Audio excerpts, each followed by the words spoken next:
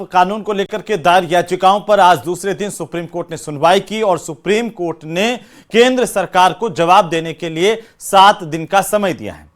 वहीं supreme court के जो सुनवाई थी उसका निचोड़ समझें तो इसमें सुप्रीम कोर्ट ने साफ तौर पर यह भी कहा कि नए आदेश तक वक्फ की संपत्तियों की स्थिति नहीं बदलेगी, यानी कि यथा स्थिति बरकरार रहेगी जो मौजूदा समय में है, और वक्फ बोर्ड या काउंसिल में कोई नई नियुक्ति नहीं की जा सकेगी। ये रिपोर्ट देखिए।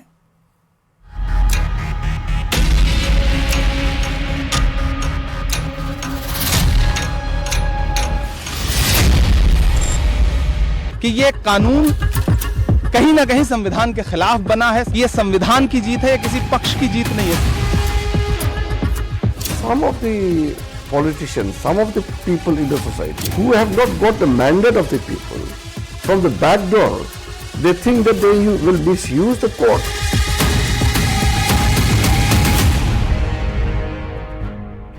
वक्फ के नाम पर छिड़ी बहस पर 5 मई तक विराम लग गया है। सुप्रीम कोर्ट ने सरकार की बात मानते हुए वक्फ कानून पर स्टे लगाने से इनकार कर दिया और जवाब दाखिल करने के लिए सरकार को 7 दिन का वक्त दे दिया है।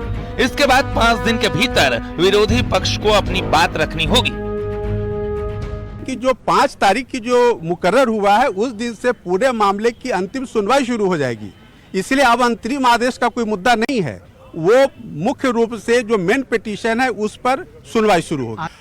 एक विशेष बात जो इसमें रही वो देखने वाली ये है कि सुप्रीम कोर्ट ने कुछ जो बड़े कंट्रोवर्शियल मुद्दे थे जिसमें हम लोग लगातार अपनी आवाज़ उठा रहे थे न्यायालय के माध्यम से, जैसे वक्फ बाय यूजर पे कई वो आए थे, अमेंडमेंट्स आए थे, उन चीज़ों पे कोर्ट ने केंद्र सरकार को ये कहा है कि आप अगले तारीख तक न्यायालय के किसी आदेश के आने तक 5 मई को आप कोई आगे कार्रवाई नहीं करेंगे।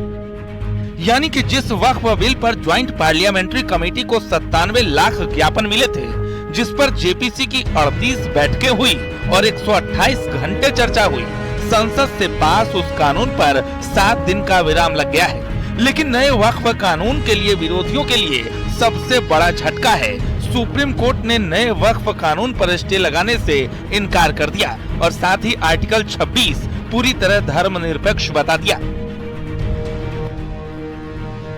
इसी आर्टिकल 26 के आधार पर नए वक्फ कानून को चुनौती दी जा रही है। सवाल है कि क्या विपक्ष इस मुद्दे को लेकर कमजोर पिच पर बैटिंग कर रहा है? Bureau report, news 18।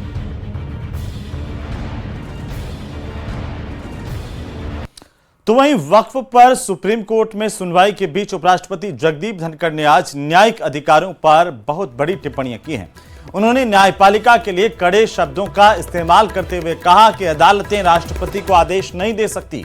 उन्होंने ये टिप्पणी सुप्रीम कोर्ट के उस फैसले के संदर्भ में की जिसमें सुप्रीम कोर्ट ने राष्ट्रपति और राज्यपालों को विधेयकों को मंजूरी देने के समय सीमा निर्धारित की है। उन्होंने ये भी कहा कि संविधान का अनुच्छेद 142 लोकतांत्रिक ताकतों के खिलाफ एक परमाणु मिसाइल बन गया है। संविधान का अनुच्छेद 142 सुप्रीम कोर्ट को यह अधिकार देता है कि वो पूर्ण न्याय के लिए कोई भी आदेश, निर्देश या फैसला दे सकता है। I never thought in my life we never bargained for democracy for this day.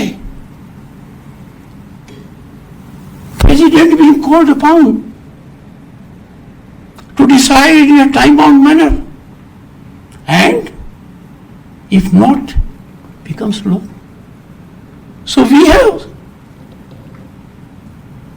judges who will legislate, who will perform executive functions, who will act as super parliament, and absolutely have no accountability because law of the land does not apply to them. तो वहीं एक तरफ सोनिया गांधी और राहुल गांधी की मुश्किलें भी बढ़ती दिखाई दे रही हैं, तो दूसरी तरफ प्रियंका गांधी के पति और कारोबारी रॉबर्ट वाड्रा पर भी ईडी ने शिकंजा कस दिया है। दूसरे दिन की अगर हम बात करें तो लगातार रॉबर्ट वाड्रा से ईडी के अधिकारियों ने पूछताछ की।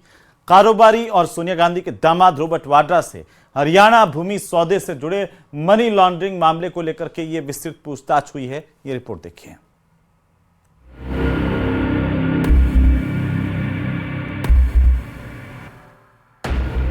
गुरुग्राम लैंड स्कैम केस को लेकर समन के जवाब में कारोबारी रॉबर्ट वाड्रा लगातार तीसरे दिन ईडी के समक्ष पेश हुए। वाड्रा ने इस कार्रवाई को राजनीतिक प्रतिशोध करार देते हुए सरकार पर विपक्ष की आवाज को निशाना बनाने के लिए जांच एजेंसियों का दुरुपयोग करने का आरोप लगाया। जो मेरा अनुभव लोगों के बीच में है अभी, उनका यही कहना है ये सारा राजनीतिक तौर तरीका है जो आज सरकार चल रही है, वो दुरुपयोग कर रहे हैं अपनी एजेंसियों का। और इसी मामले में जिसके लिए मुझे समन किया गया है, जिसके जवाब मैं दे रहा हूँ, ये कार्रवाई हो चुकी है हरियाणा में। सवाल जवाब के बाद बाहर निकले वाड्रा ने कहा कि कोई नया सवाल नहीं पूछा गया, वही सवाल दोहराए गए जिनके जवाब मैं 2019 में दे चुका हूं। रॉबर्ट वाड्रा ने इस जांच के पीछे अपने उस संदेश का हवाला दिया जिसे उन्होंने अल्पसंख्यकों को लेकर दिया था। वाड्रा ने कहा कि जब से उन्होंने राजनीति में आने की बात कही है तब से ये मुश्किल शुरू हुई है, नहीं तो ईडी के समन का कोई आधार नहीं है। जितने भी सवाल हैं वो पहले पूछ चुके हैं ये लोग। अब जो केस है वो 2008 का केस है। इतना समय क्यों लिया जा रहा है? 2019 में जब 15 बारी मुझे बुलाया, उस टाइम मैंने ये सारे सवाल के जवाब दिए हैं। आपको बता दें, ये मामला हरियाणा के शिकोपुर में जमीन सौदे और उससे जुड़े मनी लॉन्ड्रिंग की जांच से जुड़ा हुआ है। ईडी रॉबर्ट वाड्रा की कंपनी स्काईलाइट हॉस्पिटैलिटी में हुए पैसों के लेन देन की जांच कर रही है और इसी सिलसिले में उनसे पूछताछ की गई है। Bureau report, news 18।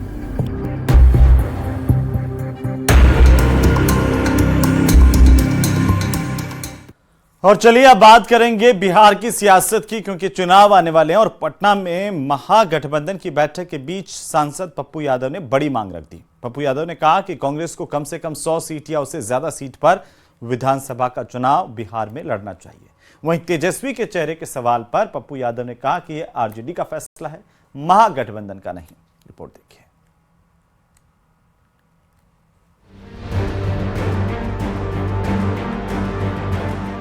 कांग्रेस को अकेले 100 से ऊपर सीट लड़ने की क्षमता। पूर्णिया से निर्दलीय सांसद पप्पू यादव जो खुद को कांग्रेस का बताते हैं, पटना में महागठबंधन की बैठक के बीच ही सांसद पप्पू यादव ने बड़ी मांग कर डाली। पप्पू ने कहा कि कांग्रेस को कम से कम 100 सीट या उससे ज्यादा सीट पर विधानसभा चुनाव लड़ना चाहिए। खासकर सीमांचल में ज्यादा से ज्यादा सीट कांग्रेस को मिलनी चाहिए। मैं इतना जानता हूं, कांग्रेस को अकेले 100 से ऊपर सीट लड़ने की क्षमता, 70 सीट नहीं ऊपर। वहीं तेजस्वी के चेहरे के सवाल पर पप्पू यादव कहते हैं कि ये आरजेडी का फैसला है, महागठबंधन का नहीं। महागठबंधन की पहली ही बैठक के बीच कांग्रेस के लिए पप्पू यादव की मांग ने एनडीए नेताओं को तंज कसने का मौका दे दिया है। देखिए, आरजेडी की ऐसी बेचारगी कभी लालू यादव जी के जमाने में भी नहीं देखी गई। यह सब तेजस्वी यादव जी के नेतृत्व के काहिलपन और उनकी अशिक्षा का नतीजा है। तो आरजेडी के नेता पप्पू यादव पर पलटवार कर रहे हैं। जो लोग महागठबंधन, इंडिया गठबंधन पर ज्ञान दे रहे हैं, उनको अपना ज्ञान अपने पास रखना चाहिए। जबकि कांग्रेस के नेता संभल कर बयान दे रहे हैं। कौन क्या बोल रहा है उससे अभी क्या लेना देना, अभी तो एक साझा कार्यक्रम की जो डिसीजन होना है वो लिया जाएगा। एक तरफ पप्पू यादव ने कांग्रेस के लिए 100 सीट की डिमांड की, तो वीआईपी के मुकेश सहनी 60 सीटों पर दावेदारी जता चुके हैं। लेफ्ट पार्टियां अभी बाकी हैं। ऐसे में सवाल है कि आरजेडी का क्या होगा।